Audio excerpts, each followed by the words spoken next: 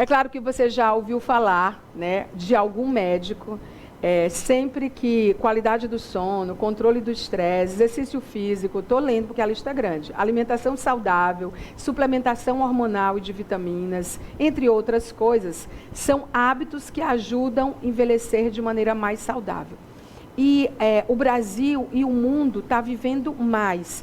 Mas quando a gente pensa em envelhecer mais, onde a expectativa de vida aumentou, no Brasil, por exemplo, de 77 anos, a gente pensa, o que é envelhecer mais? É também uma zona de privilégios, quando você pensa que envelhecer com qualidade é para poucos. Mas o que a gente pode fazer individualmente, independente da nossa condição social ou econômica, que pode levar a gente a viver mais e sim viver mais com mais qualidade? A partir de quando a gente começa a envelhecer? Quando é que a gente tem que ir a um geriatra?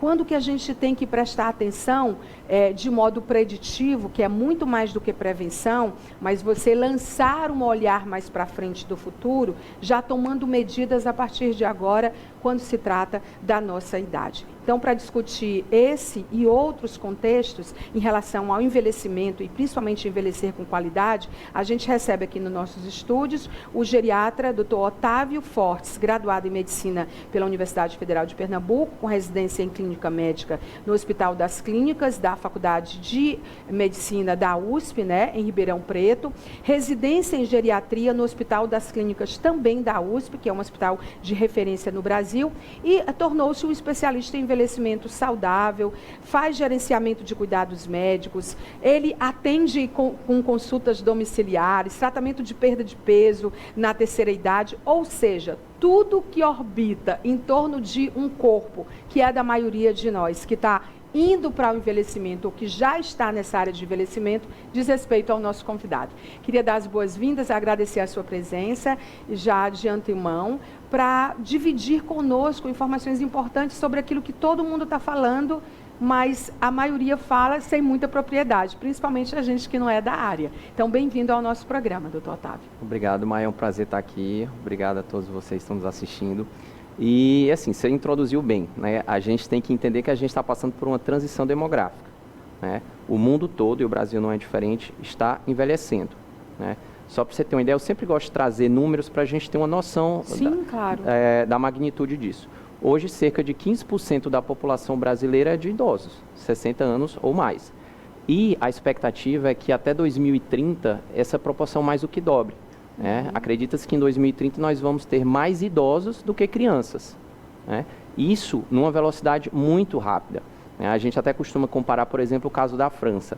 A França levou mais de 100 anos para passar de uma população de 10% de idosos para 20%.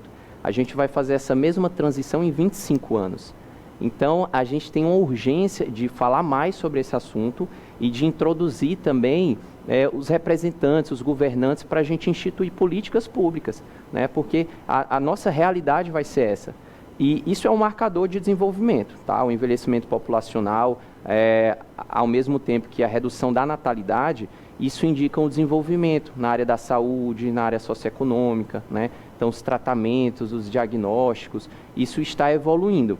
Mas, ao mesmo tempo, isso traz problemas, né? A gente sabe que com o envelhecimento, a gente tem algumas necessidades maiores do que em outras populações, principalmente no que diz respeito à saúde. Então, a gente costuma precisar de mais assistência à saúde, de emergências, de hospitais, de cuidadores, né? De toda uma rede de assistência e preparação da comunidade, de uma forma geral, para acolher essa população, né? Que muitas vezes acabam vindo com mais dependência, com perda de funcionalidade, né? Então, assim, dito isso, né, a gente entendendo que a gente está passando por esse processo de envelhecimento, a gente levanta muito essa questão do que é o envelhecimento saudável, né, que todo mundo quer saber qual o segredo ou os segredos. Na verdade, não tem, né? Na verdade, muito do que vai contribuir para o envelhecimento saudável são escolhas ao longo da nossa vida, né? Então, acabou se criando muito uma cultura, que você até falou também, questão de comércio, de indústria, essas coisas que hoje são mediatizado, mediatizado, né? E muito com uma visão negativa. Tudo hoje é anti-aging, né? Anti-envelhecimento. Então, um shampoo, um hidratante, um creme, tudo anti-envelhecimento, é esconder rugas, é fazer procedimentos... Toda uma indústria em torno disso. E indústria Sim. que gera muito dinheiro. Fatura muito. E assim, eu não estou criticando, eu acho, inclusive, sendo feito com responsabilidade, de uma forma organizada e com assistência de qualidade, tem que se fazer mesmo, se a pessoa se sente melhor, lógico. Mas não criar uma visão negativa do envelhecimento, né? Até porque é o processo natural da vida. Se é aquela coisa óbvia, né? Para você conseguir envelhecer, você não pode morrer. Então, se você atingiu a velhice, é porque você passou por várias fases. Porque você viveu. Mas há uma negação também, né? A gente está falando de uma indústria que fatura, da qual a gente não é contra, mas a gente, pensando do ponto de vista do indivíduo, há também um processo de negação da idade. Eu acho que tem a questão da negação, que é complicado, porque assim, a gente pensa também na saúde mental, a quantidade de idosos que tem com depressão, o cuidado, a atenção, cidades e lugares que não são apropriados, né, para vários tipos de deficiência que vem com a idade, para a imensa maioria das pessoas que envelhece, mas também eu acho que tem a questão da gente também ter dificuldade de nomear as coisas. A gente não foi educado para dar nomes às coisas, nomes de verdade às coisas. E aí a gente vê toda uma questão que é positiva, porque traz visibilidade, e com a visibilidade traz a oportunidade de se discutir os 50 mais, os 60 mais, os 70 mais, toda essa mediatização, mas o cerne da questão estamos envelhecendo, estamos vivendo mais. Como fazer isso de forma mais adequada? Como não transformar isso uma ilha de privilégios, né? Principalmente relacionada à saúde, que é a sua área? Por onde a gente começa? Quando a gente começa a envelhecer? Quando que a gente tem que estar atento a isso? Eu acho que a gente tem que falar para todas as idades. Porque se você já não é idoso, se você já não é um velho, você vai ser. Se tudo der certo, você vai chegar lá, né? E que bom. Sim, e que seja com menos impacto negativo, né? Com mais saúde. Sim, Então, o envelhecimento ele vai variar muito de acordo com a localização geográfica, até porque depende muito de questões socioeconômicas. Lugares mais desenvolvidos tendem a ter uma assistência melhor à população idosa, serem mais acessíveis, né, como você falou, do que lugares que a renda é mais baixa. A gente sabe que a realidade é essa. Mas se a gente for falar de idade, oficialmente o idoso ele tem 60 anos ou mais. Mas a gente sabe que bem antes disso, o organismo ele já sofre alterações do envelhecimento, né? Lá a partir dos 30, 40 anos, a gente já tem alterações fisiológicas, envelhecimento fisiológico, que já vão ser irreversíveis. Que afeta a nossa idade biológica, que é diferente da cronológica. E tem sido cada vez mais diferente. Sim. Né? Então, a gente precisa sempre ver quem é o nosso paciente que a gente está tratando. Então, quando a gente fala de planejamento terapêutico, gerenciamento de cuidado do idoso, é uma coisa muito individualizada. Vai variar muito de uma pessoa para outra, qual é o perfil, quais as doenças que ele tem, quais os valores, as expectativas, porque o envelhecimento saudável, quando a gente pergunta para uma pessoa, pode ter uma resposta subjetiva. Então, às vezes, é um idoso que para ele, diz, doutor, para mim, ter saúde é poder estar jogando bola com meu neto. O outro, eu gosto de viajar. Então, eu gosto de sair com as amigas 3 vezes por semana para tomar um café com bolo. Então, é uma coisa meio subjetiva. Mas se a gente for falar objetivamente, a Organização Mundial de Saúde até fez recentemente uma pesquisa e mostrou que o principal indicador da condição de saúde, né, é a funcionalidade, é o grau de funcionalidade da pessoa. Que o que é isso? É aquela capacidade do indivíduo continuar realizando, tendo autonomia para fazer as suas coisas do cotidiano, né? Desde coisas simples, que a gente chama de atividades básicas, como higiene pessoal, tomar banho sozinho, ir ao banheiro sozinha, comer, se vestir sozinho, são coisas básicas, mas tem gente que não consegue nem isso, que tem uma funcionalidade comprometida. Sim. Até coisas que a gente chama de atividades instrumentais, mais complexas, sair de casa, pegar um transporte público, ir no supermercado, fazer umas compras. Então, é o grau de funcionalidade que vai definir a saúde daquela pessoa, né? O envelhecimento saudável. E aí, o que fazer? Recentemente, não sei se você chegou a ver esse documentário, nós tivemos um documentário que saiu numa dessas plataformas de streaming esse ano, que fala das Blue Zones. Maravilhoso. Netflix, gente. São 6 ou 7 episódios que mostram quem vive muito ou mais de 100 anos no mundo fez o quê? E vive bem, como? né? Porque não adianta só a gente adicionar anos de vida. Mais importante do que isso é a gente adicionar qualidade aos anos que restam. E você vê que em lugares, por exemplo, tem um episódio da Itália... Na Sardenha. Na Sardenha, que eles atribuem o fato deles andarem muito. Muita escada, muita ladeira. Muita ladeira. Exatamente. Você vê assim, idosos de 100, 101, 105, 98, 90, subindo ladeiras, porque o lugar onde eles moram na Sardenha é tudo morro. Não dá para usar carro íngreme, nem nada. Gente, não dá para usar nenhum tipo de transporte. Também a convivência em comunidade. Isso, né? Que aí fala muito lá em Okigawa, no Japão. Sim. Né? Então, esse documentário, para a gente da geriatria, as Blue Zones já são conhecidas há muito tempo. Imagina. Mas eu acho que as outras pessoas que nunca tinham ouvido falar, né, até para explicar um pouco melhor, Sim. são as zonas azuis. São 5 pontos no mundo, cada um em um lugar diferente, que viu-se que as pessoas tinham expectativa de vida muito acima da média. E aí os pesquisadores ficaram curiosos por que essas pessoas vivem melhor, vivem mais e melhor. E reuniram algumas características em comuns. Né? Então a gente tem um lugar na Costa Rica, um nos Estados Unidos, uma na Grécia, uma na Itália e no Japão. E aí, apesar de serem localizações geográficas distintas, mas coisas simples do dia a dia, hábitos de vida saudáveis, como, por exemplo, alimentação. A nossa alimentação, aqui no Ocidente, ela é muito pró-inflamatória, é muito rica em carboidratos, gorduras saturadas, a gente come muita carne vermelha, muita bebida alcoólica, cigarro. Então, a dieta que a gente conhece bem, que é protetora, é a dieta do Mediterrâneo. Muito grãos, peixes, frutos do mar, oleaginosas, azeite. Que desacelera o relógio genético. Exatamente. Esse reloginho... é menos inflamatória, protetora. Né? É interessante porque quando a gente fala de, por exemplo, é possível, você acha, reduzir... Eu vou fazer uma pergunta de 100 milhões de dólares. Eu não sei se... Vamos ver se eu tenho a resposta. Porque assim, é possível reduzir a idade... cronológica alinhada, porque assim, você não reduz a idade cronológica, mas você pode reduzir a idade biológica. Porque geralmente, por exemplo, os nutrólogos, que são aliados da geriatria, porque trabalham com os perfis inflamatórios, cardiovasculares, enfim, eles sempre perguntam qual a idade você quer ter a menos, que é possível dentro de uma realidade. 3 anos a menos, 5 anos a menos.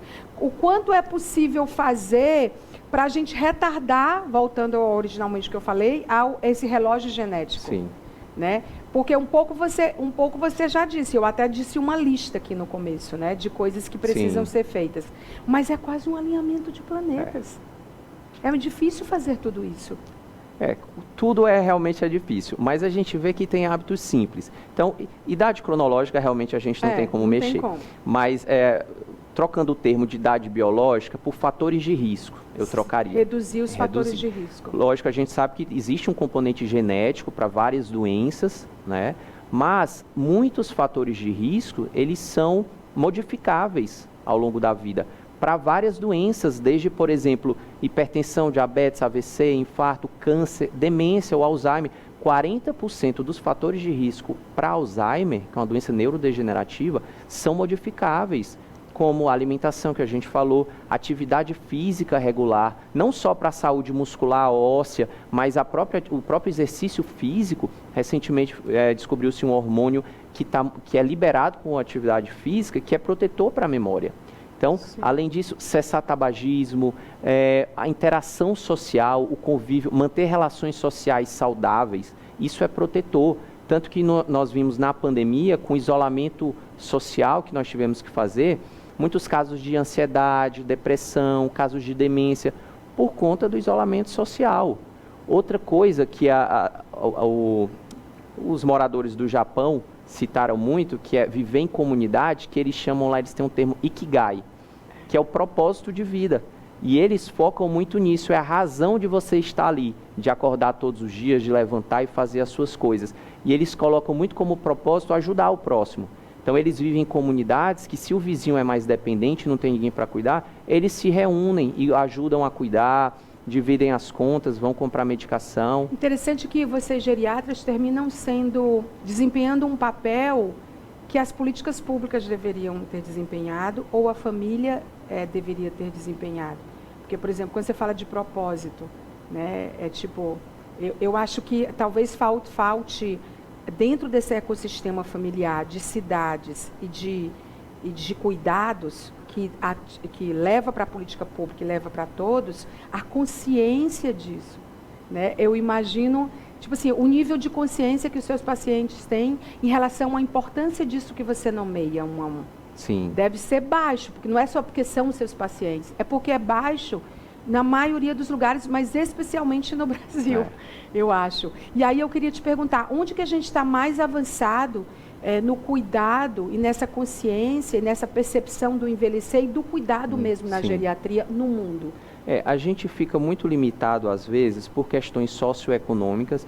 Então, por exemplo, se a gente pegar um idoso com pouca funcionalidade, com um grau de dependência maior, ele vai exigir uma rede de cuidados ampla. Isso é caro, né? Infelizmente, muitas vezes o SUS não consegue dar conta disso. Então, muitas vezes os filhos têm que largar o emprego e se dedicar totalmente ao cuidado do pai ou da mãe. Alguns remédios muito caros, tratamento multidisciplinar.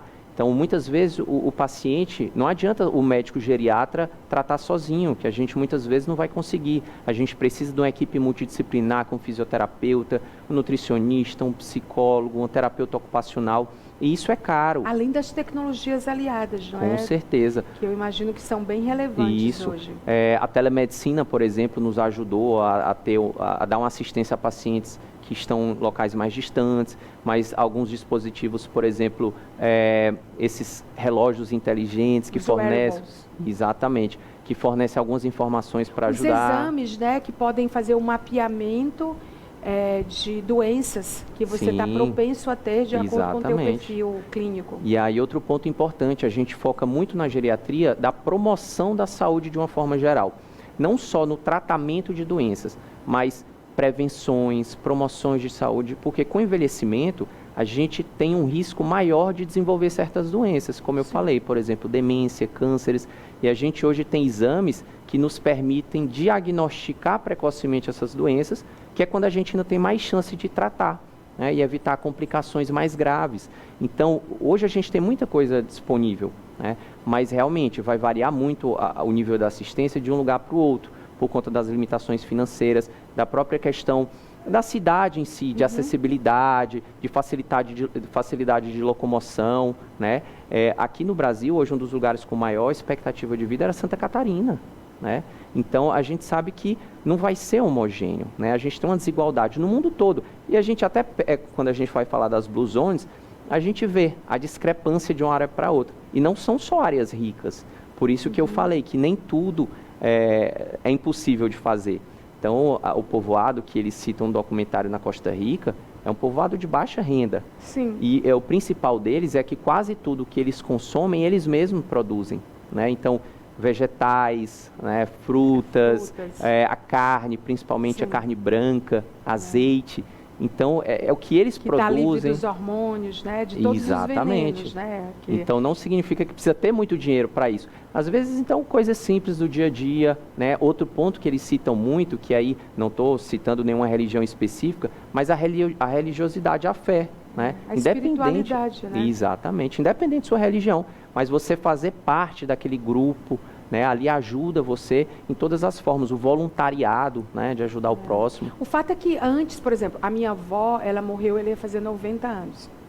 A minha família, tanto materna como paterna, eles vivem muito. Tomara que eu herde disso. Que acho que geneticamente influencia. Com certeza. Influencia, né? Principalmente quando você pergunta, tem alguém na sua família com... Aí já vai a listinha, né? Então, assim, mas antes... a gente comia, a humanidade, né, a maioria das pessoas, menos veneno, eram menos hormônio nas galinhas, menos prolipopireno nos peixes. A gente tinha menos lixo no mar, menos agrotóxico nas verduras, menos... E, em contrapartida, a gente tem as tecnologias aliadas que também deram uma outra dimensão e perspectiva em relação a tratamentos, exames, avançados. Vacinas, né? Pois é, e aí a gente fica pensando que, quando eu fico olhando, gente, mas Antes as pessoas não comiam isso porque não tinha tanto veneno. Sim. Mas em contrapartida tem isso. Então você acha que dá para balancear e é por isso que as pessoas também estão vivendo mais. E principalmente se você despertar para a qualidade do que você come. É a questão das escolhas, né? Hoje você tem os dois mundos, né? Tanto as vantagens do desenvolvimento, da saúde, das tecnologias nos aliando nesse processo de envelhecimento, mas também esses outros fatores que você falou que são prejudiciais, né? E aí a gente tem a questão das escolhas. Por isso que a gente tem que encarar o envelhecimento como uma aposentadoria, né? Então a gente tem que fazer escolhas saudáveis, né? Conscientes para garantir. Porque se você tiver uma vida desregrada, não souber manusear o estresse, dormir mal, exagerar no álcool, fumar, infelizmente não tem genética que ajude e nem tratamento que ajude. Né? As mulheres ou os homens são mais um ponto de atenção em relação ao envelhecimento, doutor? Olha, as mulheres, varia muito de doença para doença, mas normalmente as mulheres, elas estão mais susceptíveis a, por exemplo, doenças cardiovasculares, a determinados tipos de cânceres, né? E os homens não. Mas, por outro lado, as mulheres costumam se cuidar mais... E vivem mais que os homens. E vivem mais do que os homens, né? E aí tem até um ponto... É impressionante, porque o tanto de coisa que a gente é mãe, né? A gente tem tantos desafios, né? Sim. O próprio arquétipo, né? Os hormônios, os cuidados, né? A menstruação, os fluxos, os hormônios da forma como... São tantos... A gente tinha que ter uma compensação. Uma proteção de alguma forma, né? E até quando a gente vai falar sobre cuidadores de pacientes idosos, principalmente aquelas famílias com classe social mais baixa, que acabam sendo os próprios familiares que vão ter que fazer esse cuidado, normalmente quem cuida é a mulher. Né? Ou a esposa, muitas vezes é isso, é um idoso cuidando de outro. Né? Quando não, quando tem os filhos, normalmente é uma filha mulher, que muitas vezes tem que abrir mão da sua família, ou então do seu trabalho. Muitas vezes uma mulher em idade ativa economicamente, e ela tem que abandonar aquilo para cuidar do parente. E às vezes também acontece que morre um e na sequência morre o outro. Isso é muito comum. É fator de risco, na verdade. Quando você tem um casal, exatamente, e morre um dos cônjuges, a chance do outro morrer no intervalo de 1 ano é altíssima. Isso já foi motivo de estudos. Sim. Então você tem que ficar muito em cima dessa pessoa, porque aumenta o risco de ansiedade, depressão, insônia, suicídio, demência, porque muitas vezes são 50, 60 anos de casamento, um vivendo em função do outro, e de repente você perde isso. Então, mais um paciente que a gente tem que ficar muito em cima disso, né? A gente estava pesquisando sobre as linhas de ação para promover o envelhecimento saudável. Eu queria saber se você concorda. As políticas públicas e alianças para esse envelhecimento, né?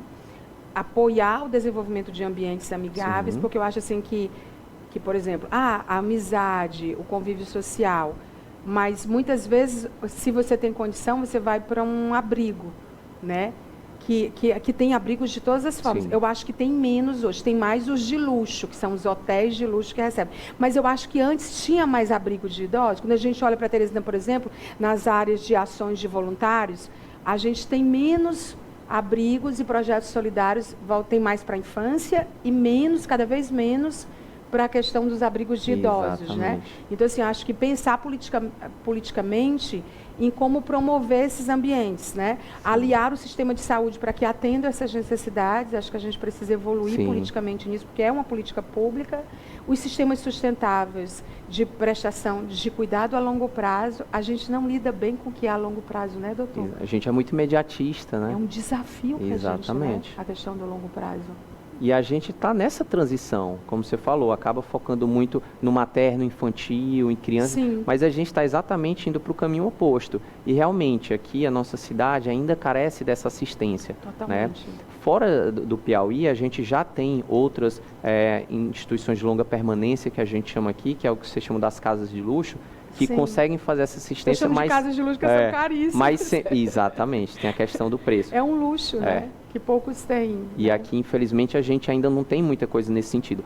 Mas a gente precisa estar junto com as políticas públicas para melhorar essa assistência e conseguir garantir um envelhecimento saudável, né, para as pessoas. Eu acho que também mais investimento em monitoração, né, o monitoramento, a pesquisa voltada para o envelhecimento. E ações de promoção também, de estimular exercícios físicos, dar mais acessibilidade para um paciente com dificuldade maior de locomoção, de sair de casa, de pegar um transporte público. ir às vezes para uma praça com aquela academia comunitária. Eu estava pensando nela, nas grupos praças, de danças. eu acho incrível quando a gente passa e eles estão lá se exercitando, Sim. qualquer tipo de pessoa, mas particularmente eles. E principalmente quando consiga incluir o convívio social. Porque às vezes essas pessoas estão isoladas, já perderam muitos amigos, muitos Sim. familiares, estão mais sozinhas. Então sempre que envolve o convívio com outras pessoas, é vantajoso, né? Então acho que a gente tem que trabalhar bem nisso mesmo. Para encerrar, diante de tantas demandas, de tanta importância, de tanta relevância, como é que a gente tem poucos geriatras e pediatras no Brasil?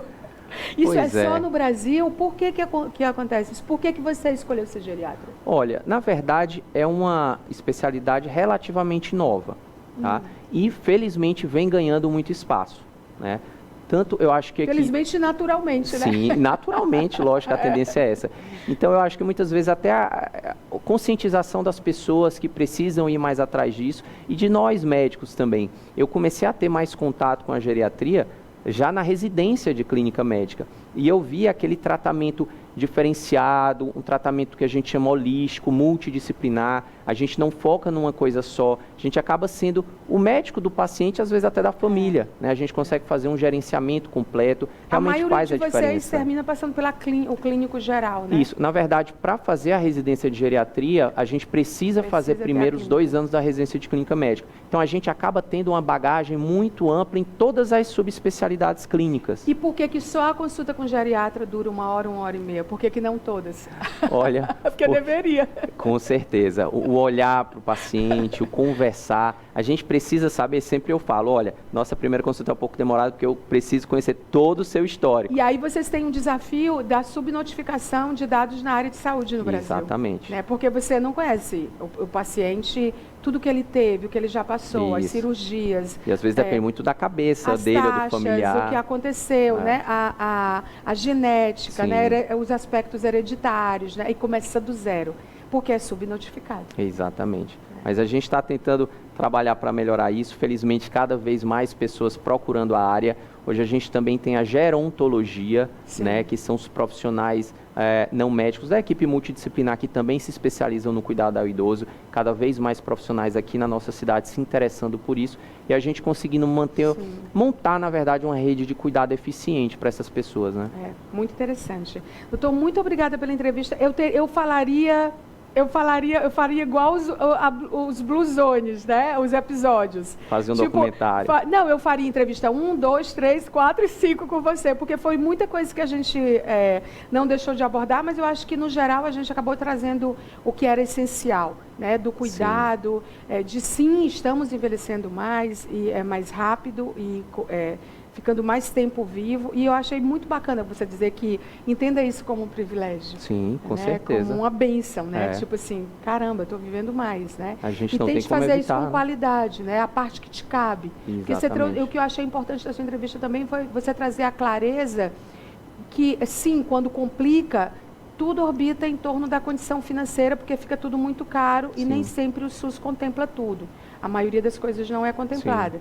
Mas, assim, se você começar a fazer a sua parte desde cedo, você vai minimizar esse impacto, né, do custo de se cuidar, né? Muito bacana a entrevista, muito obrigada. Imagina, Conversei com o Dr. Otávio Forte, esse médico geriatra novo, potente, que sabe muito, né? É tão bom a gente conversar com quem é autoridade na área, que a gente até fica mais informado e traz até mais esperança para a gente, assim, principalmente nas áreas de saúde. Então, muito obrigada pela entrevista.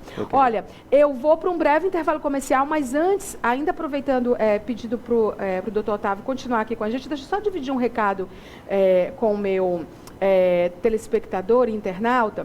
Queria falar para vocês do vestibular o curso de Medicina da Faculdade 7. A Faculdade 7, ela é uma faculdade hoje referência, não só pelo sistema presencial modulado de ensino, que não se aplica ao curso de medicina, mas a outras áreas também, mas sobre a estrutura de alta qualidade, os laboratórios de ponta.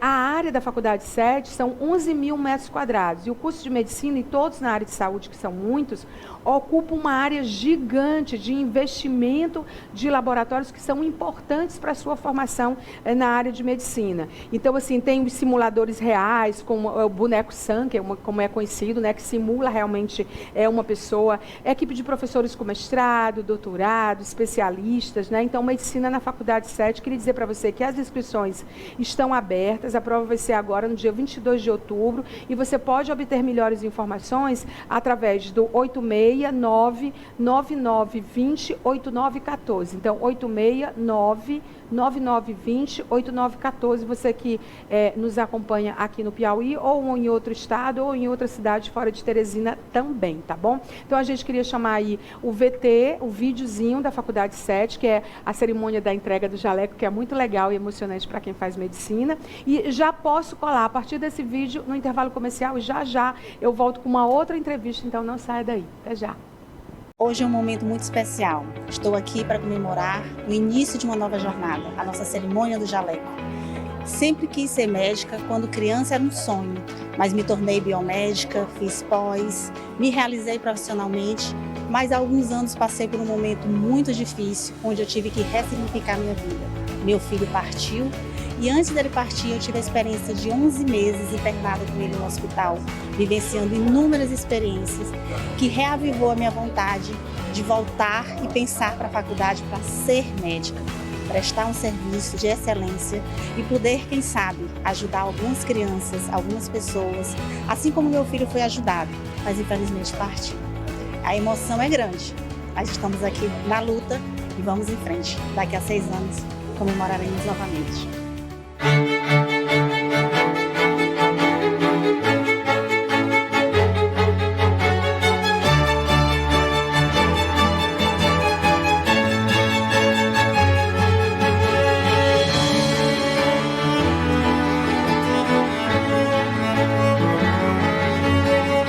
Ao vestir esse jaleco, juro pela minha vida e a minha honra, dedicar meus estudos na medicina,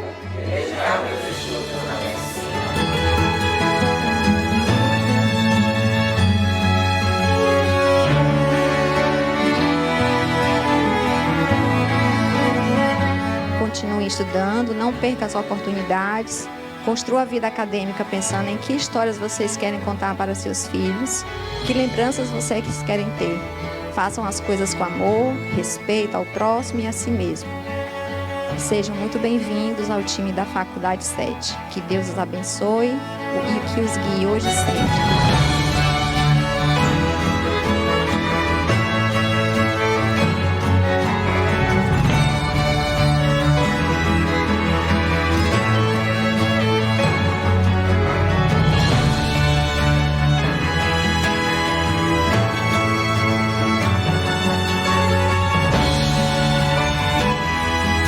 Hoje é o primeiro batente, primeiro degrau que vocês estão firmando diante da família de vocês, diante da sociedade. Esse jaleco representa já o primeiro passo para que vocês sejam excelentes profissionais.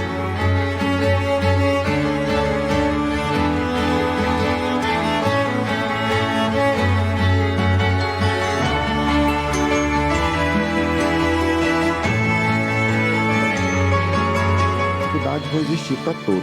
Todos vão ter dificuldades, momentos melhores, momentos piores. E nós, enquanto coordenação, estamos aqui para ajudá-los. Sempre dispostos, entendemos por todos os momentos que vocês podem passar. E certamente a gente vai estar do lado para que vocês possam chegar até o final e termos o prazer de entregar esse tão sonhado diploma. Lembrem-se que quantos desafios já foram superados, mesmo quando pareciam intransponíveis. Acreditemos em nós mesmos, pois somos mais fortes do que imaginamos. Deus determina que sejamos corajosos nas adversidades, pois é nas quedas que aprendemos a levantar com mais determinação.